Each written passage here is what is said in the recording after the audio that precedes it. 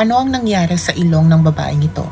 At ito ang kwento ni Tina Earls. Taong 2012 ay unang nakaramdam ng pananakit sa kanyang ilong si Tina. Nagsimula din daw may lumalabas na clear liquid sa ilong niya kapag yumunyuko ito o lumilingon sa kaliwa. At nagsimula din daw itong mangate.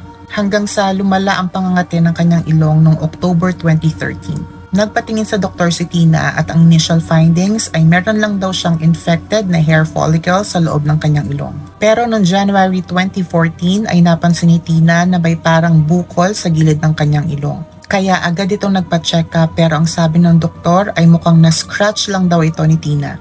Hanggang sa patuloy na lumaki ang bukol na yon kahit na iniinuman niya na ng 6 na antibiotics at pinapahiran ng ointment. Nagsimula na mag-worry si Tina kaya nagpa-consult na ito sa ENT at binayopsy ito noong April 2014. At doon na na-confirm na may cancer si Tina sa kanyang ilong. Nag-undergo si Tina ng